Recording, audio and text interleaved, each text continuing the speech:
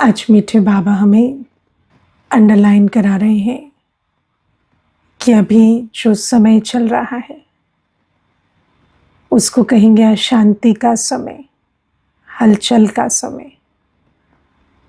और ऐसे अशांति के समय में, हलचल के समय में सबसे बड़ी जो ताकत है वो है अचल अडोल रहना।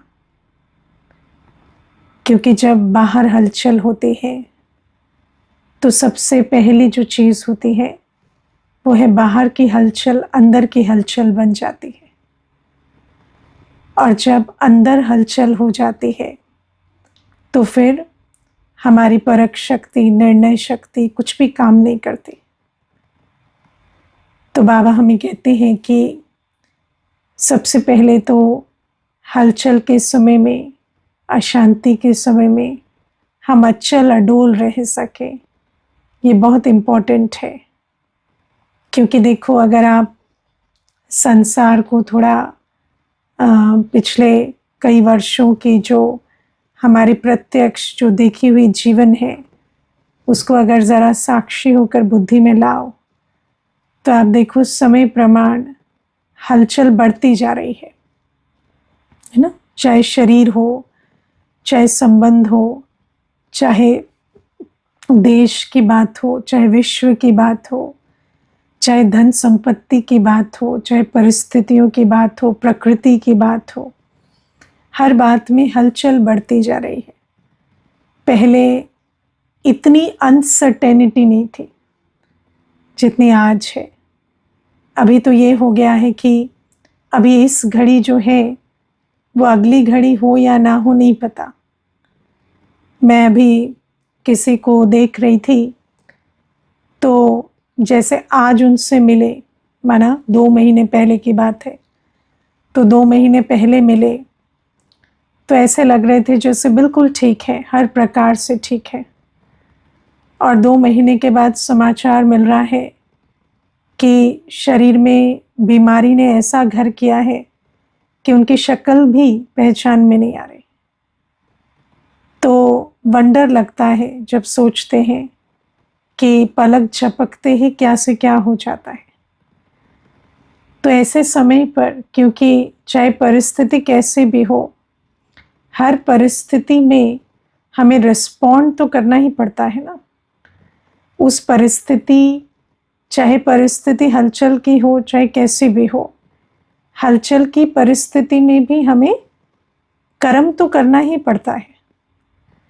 मान लीजिए आप नौका पर हैं और नौका बीच मझधार में है ना, भंवर में या बहुत लहरों में फंस गई, तब भी तो ऐसा तो नहीं है ना कि आप उसमें गिव अप कर देंगे। आपको वहाँ भी तो निर्णय लेने ही पड़ते हैं कि अब इस भंवर में कैसे पार हो, या इस परिस्थिति में या इन लहरों के बीच हम अपना रास्ता कैसे बनाएं। अब जब बाहर परिस्थितियाँ हलचल वाली नहीं होती तब भी हम फील करते हैं कि कई बार अपनी बुद्धि, अपनी परख शक्ति, निर्णय शक्ति साथ नहीं दे रही। और फिर जब हलचल हो तब फिर परख शक्ति, निर्णय शक्ति उस समय साथ दे और हम एक्यूरेट निर्णय ले सकें, उसके लिए बहुत आंतरिक शक्ति चाहिए। और बाबा हमें कहते हैं ऐसे समय पर हमें कैचिंग पावर और टचिंग पावर चाहिए। बाबा की टचिंग पावर, बाबा की कैचिंग पावर चाहिए। क्योंकि हलचल के समय पर 2 बातें होती हैं। एक तो हमें टचिंग पावर, कैचिंग पावर चाहिए अपनी स्वस्थिति को अचल अडोल रखने के लिए। फिर जो हलचल का समय होता है ना, उसमें जो परिस्थितियां होती हैं वो भी नई होती हैं। उन परिस्थितियों का हमारे पास विवेकशील या अनुभव से उन परिस्थितियों में कैसे रिस्पॉन्ड करें। तो चाहे लॉजिक हो चाहे एक्सपीरियंस हो, लॉजिक और एक्सपीरियंस जिन आधार से या कोई ना कोई समीकरण बिठाकर, कैलकुलेशन कर कर हम जैसे बाकी समयों पर निर्णय करते हैं, उन समयों पर वो बड़ा मुश्किल हो जाता है। क्योंकि हलचल की परिस्थितियां बहुत नई परिस्थितियां होती हैं। और उस समय पर अपने आप को अचल अडोल रखने के लिए भी हमें टचिंग कैचिंग पावर चाहिए, और साथ में उन नई परिस्थितियों में करना क्या है उसके लिए भी बहुत टचिंग कैचिंग पावर चाहिए। अब पहली चीज़ हम एग्जाम्पल पहले समझेंगे। जैसे कोई बहुत बड़ी बात हो जाती, मानो शरीर का कोई पेपर आ जाता है, तो उस समय पर आपको कोई टचिंग मिले कैचिंग मिले, उसके लिए हमारी वो टचिंग कैचिंग जब मिलेगी तभी हम वो तीर लगेगा। जैसे ज्ञान है, गुणों का भी ज्ञान है, शक्तियों का भी ज्ञान है, सत्य का भी ज्ञान है, लेकिन वो ज्ञान उस समय इमर्ज हो, वो ज्ञान शक्ति के रूप में काम करे, या अपने अंदर जो शक्ति है गुण है वो इमर्ज हो, और हम उस स्वरूप में स्थित होकर उस परिस्थिति में कर्म कर सके, उसके लिए हमें टचिंग कैचिंग पावर चाहिए। मैं आपको इसमें एक अनुभव की बात बताती हूँ। एक बार एक ऐसा समय आया जब मैंने एक ग्लानि का, अपमान का पेपर दिया। तो जब ग्लानि का वो बड़ा पेपर आया तो उस समय पर क्योंकि जो बाबा कहते हैं कि एक नामी इकोनॉमी होकर चलते हैं, तो जो एक नामी इकोनॉमी का जो बल है वो मैंने अनुभव किया। कैसे किया तो मैं आपको बताऊं। मैं यूजुअली एक वक्ता है यज्ञ में, जिनकी क्लासेस में ज़्यादा नहीं सुनती। हर कोई होता है ना जिनके कोई फेवरेट स्पीकर्स होते हैं, वो ज़्यादातर उन्हीं की क्लास सुनते हैं। तो मेरे भी अपने एक सेट है जिनकी क्लासेस में ज़्यादा सुनती थी, मैं इनकी क्लासेस नहीं सुनती थी। तो मुझे याद है उस दिन जब मैं उस परिस्थिति में थी और मेरा माइंड जो है वो थोड़ा हलचल में चल रहा था, तो उस समय पर एक क्लास, मैं कुछ भी खोलूं, है ना, मैं यूट्यूब पर कोई भी क्लास खोलूं, वो ना खुले और इनकी क्लास बार बार आए, वो जैसे पॉपअप हुए जाए। तो अब मैं ना तंग आ गई। तो मैं कुछ भी खोलूं वो ऐसे गोल गोल गोल गोल घूमता रहे, नेटवर्क ना पकड़े, पर ये एक क्लास ऐसे पॉपअप होती जाए। तो मैंने उनको वो क्लास चला ली, और पहली बार मैंने शायद उस वक्ता को बड़े ध्यान से सुना।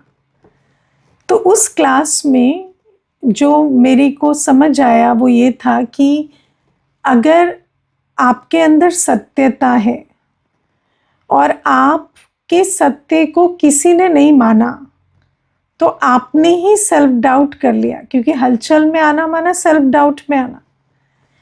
तो अगर आपने ही अपनी सत्यता पे निश्चय छोड़ दिया, क्योंकि हलचल में आना माना आपने अपने सत्यता पे निश्चय छोड़ दिया, क्योंकि सत्यता माना अचल अडोल।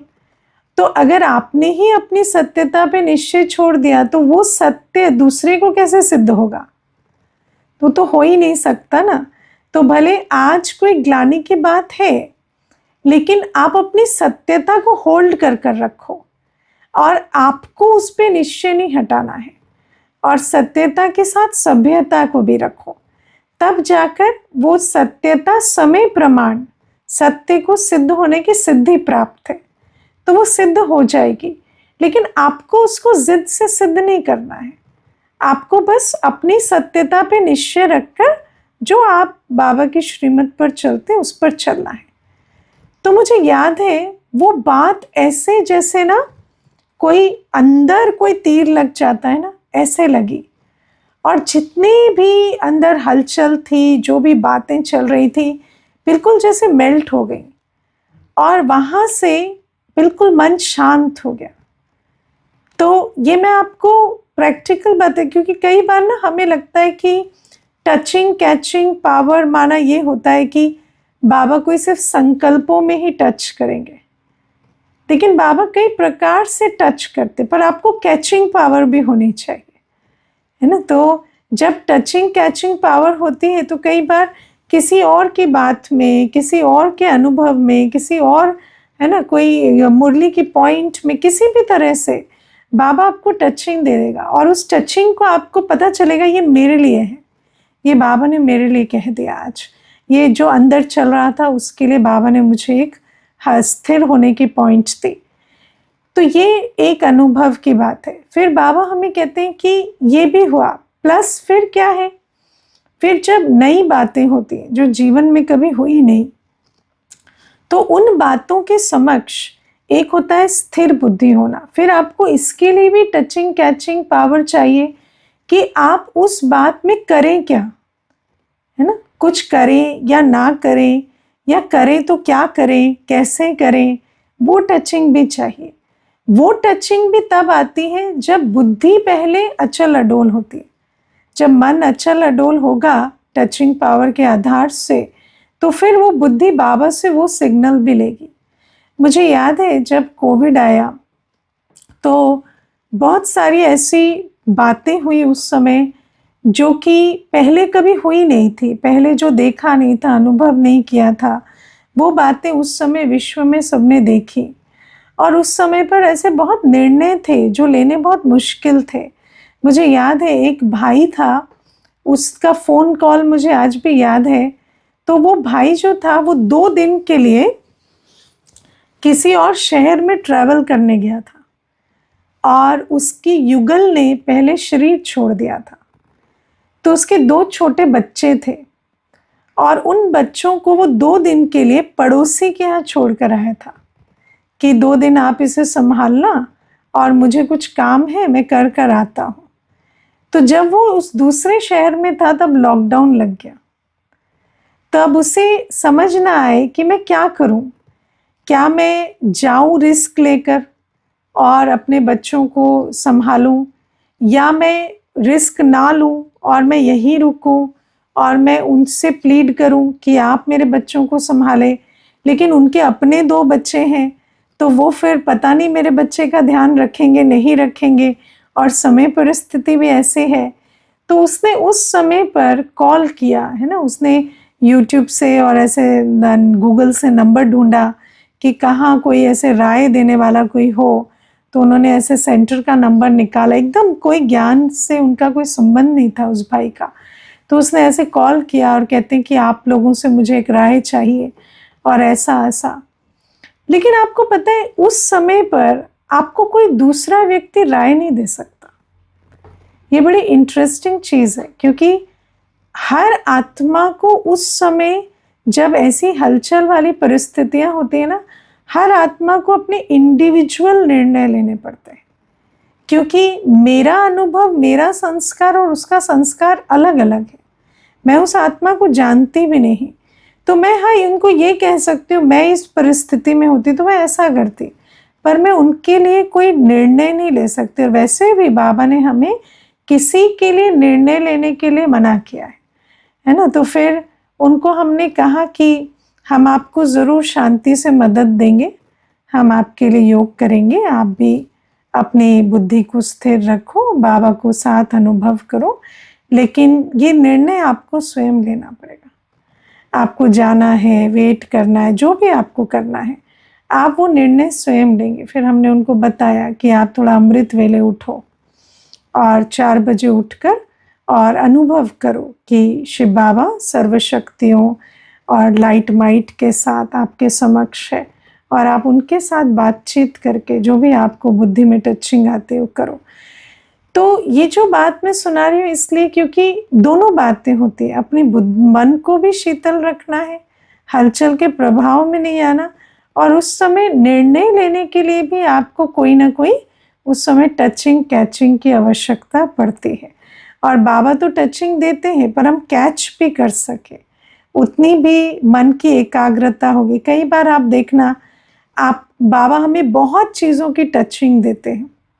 सारे दिन में आपने कोई खास पुरुषार्थ ना किया हो, लेकिन कई बार ऐसी प्रेरणाएं आती हैं अपने संकल्प में, सेवा के प्रति, पुरुषार्थ के प्रति, जो बाबा देते हैं, है ना। मैं आपको बताऊं, ये मुरली मंथन की प्रेरणा भी एक टचिंग थी। जब हमने सेवा शुरू की तो ये टचिंग से हुआ, ये कोई स्वयं की बुद्धि से कभी नहीं आया कि ऐसे मुरली का मंथन करें, लेकिन ये एक टचिंग थी। तो ऐसे कई प्रकार की टचिंग बाबा देते हैं। लेकिन और हर ब्राह्मण को, ऐसा कोई ब्राह्मण नहीं है जिसको बाबा टचिंग नहीं देते, है ना। हर ब्राह्मण की बुद्धि को बाबा पकड़ना चाहते हैं। बाबा तो बहुत कोशिश करते हैं कि ब्राह्मण की बुद्धि को पकड़ें, उसको पुरुषार्थ कराएं, सेवा कराएं, लेकिन अगर मेरी बुद्धि की लाइन क्लियर नहीं है तो वो टचिंग को मैं कैच नहीं कर पाती, वो टचिंग मेरी धारणा में नहीं आती, मुझे पता भी नहीं चलता, वो टचिंग मुझे फील नहीं होती। जैसे बुद्धि में आई और क्रॉस कर गई, दिल तक नहीं पहुंचती, है ना। कोई चीज़ आपके दिल तक पहुंचे तो आप फिर उसको रिस्पॉन्ड करते हैं, तो उसके लिए बुद्धि की लाइन बहुत क्लियर चाहिए। और आज बाबा हमें कहते हैं बुद्धि की लाइन इतनी क्लियर हो कि हम अचल अडोल रहने के लिए या परखने निर्णय करने के लिए बाबा की टचिंग कैचिंग ले सकें, उसके लिए 2 धारणाओं पर बहुत अटेंशन देना है। और क्या है वो 2 धारणाएं? एक नामी और इकोनॉमी, है ना। बाबा कहते एक नामी बनो और इकोनॉमी से चलो। तो एक नामी क्या होता है? एक नामी माना एक बाबा दूसरा ना कोई, है ना। अब वैसे तो सभी कहेंगे एक बाबा दूसरा ना कोई, सभा में हाथ उठवाए कि किसका एक बाबा दूसरा ना कोई है, तो एक से बड़ा हाथ दूसरे उठाते कि सभी कहेंगे मेरा तो एक बाबा दूसरा ना कोई। तो कैसे पता चले कि एक नामी हम हैं? तो उसकी 2 बातें, 2 इंडिकेटर्स हैं। एक इंडिकेटर है, क्या मैं सिर्फ एक बाबा की मत पर चलती हूँ, अपनी मनमत या अन्य की परमत को यूज नहीं करती। और दूसरा, क्या एक बाबा की याद में रहती हूँ। इसको कहते एक बाबा दूसरा ना कोई, माना एक बाबा की भी याद में नहीं, एक बाबा की ही याद में तो उसको कहते एक नामी। क्योंकि ये सारा संसार जो है इसमें रावण मत है और पतितपना है।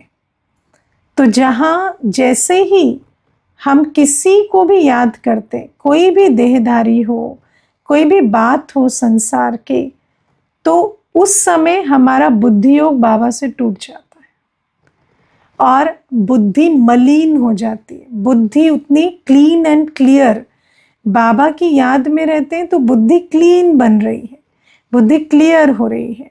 और जैसे ही देहधारी की याद आती है, पुरानी दुनिया के संबंध बातें बुद्धि में चलती हैं, तो वो बुद्धि मलिन हो जाती है। फिर दूसरी बात है कि जब हम रावण मत पर चलते हैं तो हमारे संकल्प बोल कर्म तीनों से हमारे पाप बनता है। रावण मत पर किए गए संकल्प बोल कर्म पतित कर्म है, और उस कर्म का बोझ जो होता है वो भी हमें बुद्धि की लाइन को क्लियर नहीं होने देता।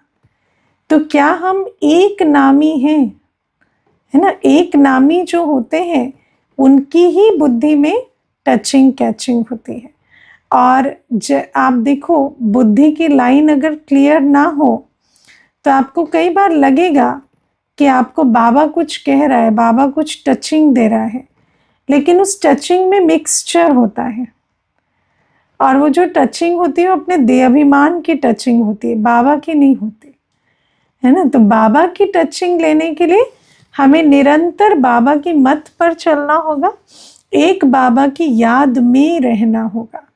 और ठीक है, कोई 1 सेकंड में तो वो अवस्था नहीं बनेगी, लेकिन जो निरंतर इस लक्ष्य के प्रति प्रयत्नशील रहेंगे तो वो एक नामी की अवस्था से बुद्धि की लाइन क्लियर होती जाएगी।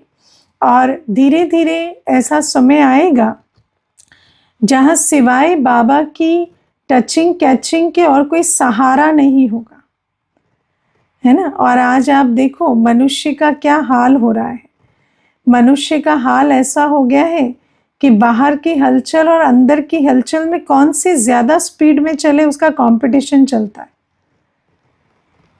है ना। तो बाबा कहते अचल अडोल रह पाए, हम एक्यूरेट परख कर निर्णय कर कर अपना रास्ता बना पाए, क्योंकि हम बच्चों को कलयुग के बहाव में नहीं बहना है, हमें कलयुग के बहाव के बीच अपना सतयुग का रास्ता बनाना है।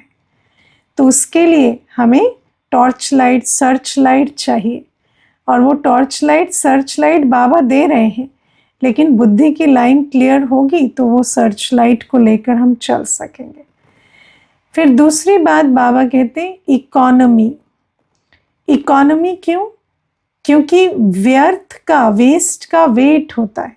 आपने सुना है ना बाबा की मुरलियों में, व्यर्थ का बोझ जमा होता है, और वो जो बोझ होता है वो बुद्धि की लाइन को क्लियर नहीं बनाने देता।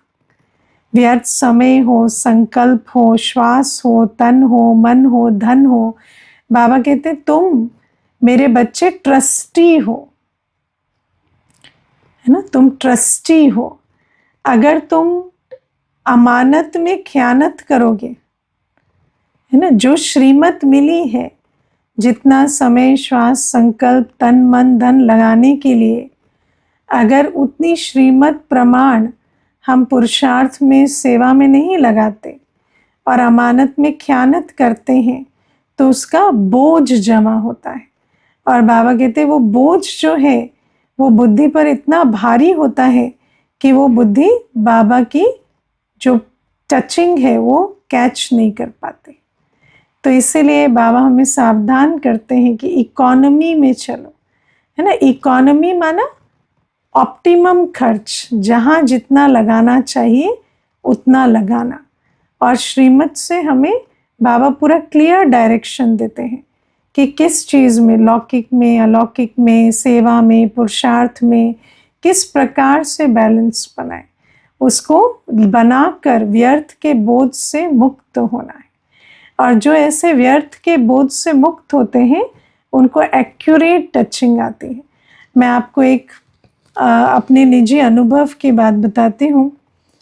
जब मैं नई नई ज्ञान में आई तो मुझे नहीं पता था कि टचिंग कैचिंग एक प्रैक्टिकल चीज़ है। तो मुझे याद है हम एक बार एक गाड़ी में जा रहे थे कहीं सेवा पर, और मैं तो छोटी थी सबसे उस गाड़ी में। तो बड़ी एक दीदी थी, फिर कुछ भाई भी थे, तो ऐसे तो हम जा रहे थे। तो वो जो सेवा स्थान था जहाँ हमें पहुँचना था, वहाँ सब पहली बार जा रहे थे, कोई भी पहले गए नहीं थे, किसी को रास्ता नहीं पता था। और रास्ते में ना एक बहुत बड़ा स्ट्रेच आया जहाँ सिग्नल नहीं था, मोबाइल का सिग्नल नहीं था। तो हम जीपीएस से जा रहे थे, जीपीएस रास्ता बता रहा था और हम जा रहे थे। अब जब सिग्नल नहीं आया मोबाइल का तो जीपीएस बंद हो गया। तो जब जीपीएस बंद हो गया तो सबके अंदर हलचल हो गई कि क्या करें क्या करें, अब कैसे पहुँचे। अब जीपीएस ही काम नहीं करा, किसी के भी फ़ोन में नेटवर्क नहीं है। वो पूछे आपके फ़ोन में है, वो पूछे आपके फ़ोन में है, फिर कोई भी फ़ोन में नेटवर्क नहीं है। तो इस प्रकार से थोड़ी हलचल वहाँ हुई। तो एक जो बहन थी, पुरानी थी, वो ज्ञान में अच्छी धारणा युक्त बहन थी। तो उसने कहा कि सब जीपीएस से ही परमधाम थोड़ी जाएंगे, बिना जीपीएस के परमधाम भी तो जाएंगे ना, तो बिना जीपीएस के वहाँ भी पहुँच जाएंगे। तो बाकी जो और थे, मैं तो चुपचाप बैठी थी, मैं छोटी थी। तो बाकियों ने कहा कि हाँ तो आप ले चलो ना, जैसे परमधाम जाएंगे ऐसे आप ले चलो। तो कहती अच्छा ठीक है, तो ले चलते हैं। तो वो ऐसे ही बाबा की याद में बैठी और ऐसे कहती लेफ़्ट लो, राइट लो। अब वो ऐसे ही, आप देखो बड़ा वंडर था वो।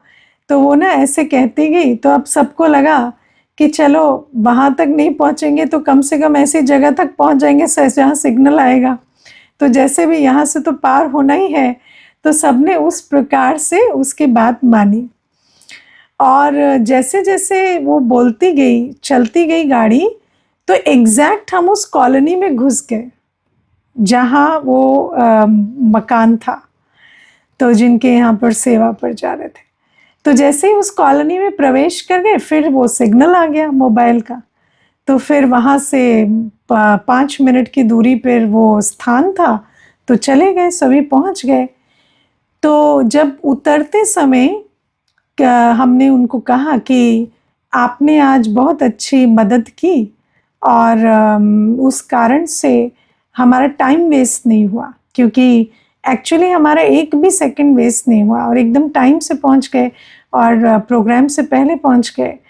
तो फिर हमने कहा टाइम वेस्ट नहीं हुआ। तो बहन ने बहुत अच्छी बात कही, कहती है जो अपना टाइम वेस्ट नहीं करते ना उनका टाइम कभी वेस्ट होता भी नहीं, है ना। तो ये बात मेरी बुद्धि में तब से रही कि जो अपना टाइम वेस्ट नहीं करते उनका कभी टाइम वेस्ट नहीं होता। और ये प्रैक्टिकल बात है। तो चाहे वो समय का खजाना हो, चाहे वो संकल्प का खजाना हो, अब सिर्फ टाइम नहीं है ना, टाइम के साथ तो थॉट भी है, क्योंकि जब वेस्ट थिंकिंग होती है तो टाइम भी वेस्ट होता है। तो समय भी है, संकल्प भी है, तन भी है, धन भी है, सब कुछ है। तो बाबा हमें कहते हैं कि जो श्रीमत मिली है श्वासोश्वास याद करो, है ना। कोई एक व्यर्थ संकल्प नहीं, सारे समर्थ संकल्प। बाबा कहते हैं समय जो है उसको सेवा और याद में सफल करो, धन ईश्वरीय यज्ञ में सफल करो, श्वासोश्वास बाबा की याद में रहो। तो बाबा ने जो श्रीमत दी है उस आधार से जो बच्चे सफल करते हैं ना, उनकी बुद्धि की लाइन बहुत क्लियर होती है।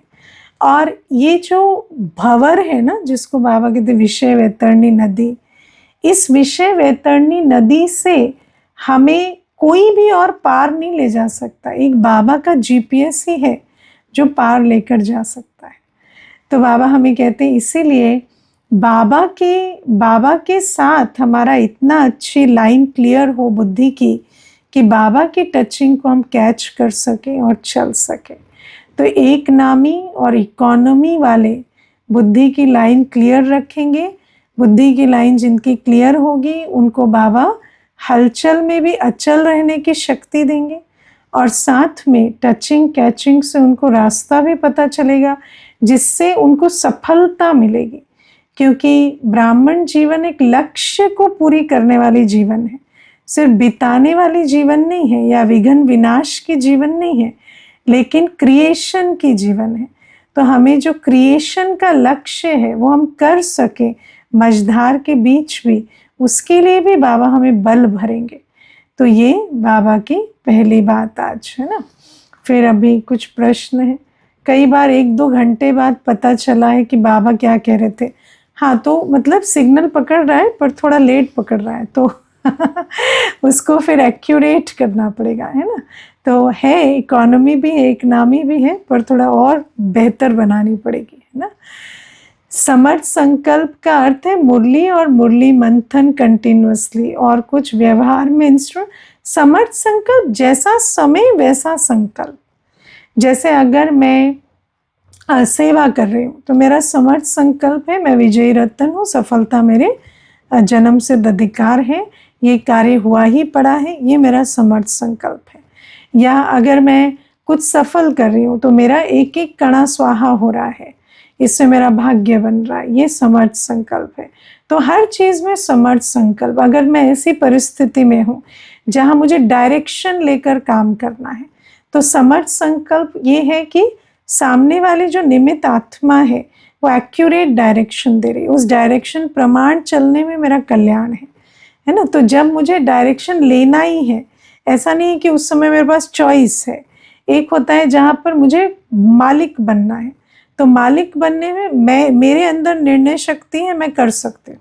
बालक जहाँ बनना है वहाँ निमित्त आत्मा पे मेरा पूरा ट्रस्ट है, उनके डायरेक्शन से मेरा कल्याण ही होना है, ये समर्थ संकल्प है। तो हर समय हर परिस्थिति में समर्थ संकल्प अलग अलग है। जैसे जब हम अमृत वेले बैठते हैं तो हमारा समर्थ संकल्प ये है कि मैं एक आत्मा हूँ और बाबा के साथ संपूर्ण एकाग्रता से बुद्धि योग जोड़कर बैठी हूँ। मुरली सुन रहे हैं तो समर्थ संकल्प ये है कि मैं बाबा की पढ़ाई पढ़ रही हूँ, सुप्रीम टीचर पढ़ा रहे हैं, मैं आत्मा एकाग्रता से पढ़ रही हूँ। तो हर सिचुएशन में समर्थ संकल्प जो है वो परिवर्तन हो जाता है। तो ये बाबा की पहली श्रीमत। फिर प्यारे बाबा हमें कहते हैं कि हम बच्चों को बाबा से झूठ नहीं बोलना है ना। बाबा कहते हैं कई बच्चे पतीत बनते हैं, सच बताते हैं, कई पतीत बनते हैं पर छिपाते हैं, झूठ बोलते हैं। तो बाबा हमें कहते हैं कि झूठ बोलने के कई परिणाम होते हैं, है ना। तो पहला परिणाम बाबा कहते हैं, फिर बाबा कहते कई बच्चे सोचते हैं कि बाबा देखेगा, बाबा हमें इशारा देगा, पर बाबा कहते नहीं, जिसका नुकसान है वो अटेंशन रखे, है ना। बाबा के साथ लॉ ये नहीं है कि बाबा देखेगा, बाबा इशारा देगा। देखो, जो छिपाने वाला बच्चा है उसको बाबा इशारा भी देगा तो क्या वो उस इशारे को लेकर सुजाग हो जाएगा? क्या उसको पता नहीं है कि वो जानबूझकर अवज्ञा कर रहा है? तो उसको तो पता है ना। तो उसको इशारे से उसका कुछ नहीं होगा, उसका जो भी कुछ होगा वो रियलाइजेशन से होगा। जब बच्चा स्वयं रियलाइज करे कि मुझे ये नहीं ये करना है, और तो जब रियलाइज करते हैं तब बाबा को स्वयं सच बताते हैं, और जब सच बताते हैं तो बाबा राय देते हैं। तो सच बताना, राय लेना, उस राय पर चलकर अपना भाग्य बनाना, ये बच्चे की अपनी जिम्मेवारी है। और नहीं तो बाबा कहते हैं जो बच्चे छिपाते हैं वो अपना नुकसान करते हैं, है ना। बाबा का नुकसान नहीं होता, बच्चे का अपना नुकसान होता है। फिर बाबा कहते हैं कई ऐसे हैं जो पावन बनते बनते फिर पतित बन जाते हैं, है ना। आप सोचो कितनी बड़ी बात आज बाबा हमें कितनी कर्म की गति समझाते हैं मुरली में। बाबा कहते पावन बनते बनते पतित बन जाते हैं, तो जो की कमाई थी वो चट हो गई, है ना। आप विचार करो, दुनिया में कोई व्यक्ति हो जिसने इन्वेस्टमेंट किया हो कहीं, और वो इन्वेस्टमेंट उसका बर्बाद हो जाए तो कितना उसको दुख होता है ना, कि मैंने इतना 5 लाख लगाया, 10 लाख लगाया, और वो मेरा जो है वो चोरी हो गया या लुट गया। तो बाबा कहते हैं बच्चे भी तो पतित से पावन बनने में अपना समय, श्वास, तन, मन, धन सब लगाते हैं, और फिर जैसे ही आप पतित बनते हैं तो वो जो की कमाई है वो सारी चट हो गई, जीरो हो गई, है ना। आप देखो दुनिया में डी एडिक्शन प्रोग्राम्स होते हैं ना, तो जो व्यसन वाला होता है वो जाता है, वो डी एडिक्शन के प्रोग्राम में भर्ती होता है। डी एडिक्शन के प्रोग्राम से उसको फ़ायदा भी होने लगता है। अब मानो 6 महीने उसने शराब नहीं छुई, लेकिन फिर एक दिन पीता है तो उसकी हालत कैसी हो जाती, पहले दिन जैसे। फिर उसको वापस वो 6 महीने का पुरुषार्थ करना होता है। इसीलिए बाबा हमें कहते हैं कि पतितपना कैसा है। एक तो पतित बनने वाले का नुकसान होता है, फायदा नहीं होता वो अलग, लेकिन बाबा से इतनी पालना लेकर अगर पतित बनते हैं तो कितना पदम गुणा घाटे का जैसे बोझ चढ़ता है। फिर दूसरा, पावन बनते बनते पतित बना तो सारी की कमाई चट हो जाती है। तो कितना सावधान रहना चाहिए। कोई ये ना समझे छोटी सी बात है, क्या हो गया, मैं तो 6 महीने तक पावन रहा, आज एक पतित कर्म कर दिया तो क्या हुआ। बाबा कहते हैं सारा खाता तुम्हारा चट हो गया, है ना, सारा खाता चट हो गया, है ना। आप विचार करो, आपने बहुत अच्छी सब्जी बनाई, लास्ट में आपने नमक डबल डाल दिया, क्या होता, है ना, सारी खराब हो जाती ना। फिर आप किसी को कितना भी गाना गाओ, मैंने तो बहुत मेहनत की, बहुत अच्छा बनाया, बहुत अच्छा बनाया, वो मानेगा, किसी को सुख मिलेगा उससे, कुछ नहीं। तो बाबा कहते हैं इस बात को बुद्धि में रखो, पावन बनते बनते पतित बने तो की कमाई चट हो जाती। फिर तीसरा बाबा कहते हैं जो पतित बना उसके अंदर कभी भी इतनी शक्ति नहीं होगी कि वो दूसरे को पावन बनने का मैसेज दे सके, पावन बनने का संदेश देने की ताकत नहीं होती। दूसरे को पावन बनने की प्रेरणा दे या काम महाशत्रु है ये बताए, ये उसके अंदर और बल नहीं होगा। तो एक आत्मा जो पतित बनती है वो सेवा के भाग्य से संपूर्ण रूपेण वंचित हो जाते, है ना। ऊपर ऊपर का ज्ञान सुनाएंगे, तुम आत्मा हो, तुम ये हो, पॉजिटिव थिंकिंग करो, ऐसा करो, पर किसी को ताकत नहीं है उनको कि कहें कि आप पावन बनो, पवित्र बनो, है ना, बाबा के बनो, ये उनको ताकत नहीं रहेगी क्योंकि स्वयं बने नहीं। फिर चौथा बाबा जो सबसे इम्पोर्टेंट बात कहते हैं वो है उनकी दिल खाती है ना, उनकी दिल खाती रहेगी। और जिनकी दिल खाती है ना वो कभी भी बाबा से बल नहीं ले पाते, सहयोग नहीं ले पाते, है ना। उनको कभी निश्चय नहीं आएगा कि बाबा मेरे साथ है, बाबा मुझे हिम्मत दे रहा है, शक्ति दे रहा है, उनकी दिल खाती रहेगी। उनके जीवन में जो भी गलत होगा ना, जो भी नुकसान होगा, तो उनको कभी ऐसे नहीं आएगा बाबा बैठा है नुकसान कैसे हो सकता है। उनको आएगा कि हाँ मैं तो ये डिजर्व करता हूँ नुकसान, मेरा तो नुकसान ही होगा और क्या होगा। या अंदर से भी उस नुकसान को अट्रैक्ट करेंगे, क्योंकि उनके दिल खाते रहते हैं। ये दिल खाना बहुत बड़ी चीज है। मुझे याद है एक बार किसी ने मुझे प्रश्न पूछा था कि मानो हम बाबा की श्रीमत पर नहीं चलते, तो क्या श्रीमत पर नहीं चलने का जो बोझ होता है वो कैसे महसूस होता है। स्थूल रूप से नुकसान हो गया, कोई बात हो गई, ऐसे बोझ महसूस होता है। तो मैंने उनको ये बात समझाई थी कि नुकसान फायदा, देखो ये संसार जो है ये मान अपमान, हानि लाभ, निंदा स्तुति है ना, या यश अपयश, जीवन मृत्यु की दुनिया है, दुख सुख सर्दी गर्मी की दुनिया है। इस दुनिया में ये सारी बातें होंगी, लेकिन अगर हम श्रीमत पर नहीं चलते या श्रीमत के विरुद्ध चलते हैं, तो जब ये बातें आती है ना, तो हमारे को बाबा का साथ अनुभव नहीं होता। जैसे दो आत्माएं हैं, एक श्रीमत पर चलती, पावन बनती, सच बोलकर राय लेकर आगे बढ़ती, दूसरी है जो सच नहीं बताती, बात छिपाती। अब दोनों के जीवन में परिस्थिति आई, सेम परिस्थिति आई, मानो धन की समस्या आ गई दोनों के जीवन में, लेकिन एक को लगेगा ये पेपर है, बाबा मेरे साथ खड़ा है, क्या बड़ी बात है। दूसरे को लगेगा मैंने आज तक जो अवज्ञा की ना, उसकी वजह से ये तो होना ही था, मैं तो यही डिजर्व करता हूँ, है ना, मेरे जीवन में और नहीं तो क्या होगा, इससे भी बड़े नुकसान होंगे, मेरे जैसा पापी तो कोई है ही नहीं। उसकी दिल खाएगी। और जब आप सोचो कि सारी दुनिया हमारे विपरीत चली जाए, कोई बड़ी बात नहीं, पर अगर मेरी अपनी दिल भी मेरा साथ ना दे, तो आत्मा का क्या हाल होगा।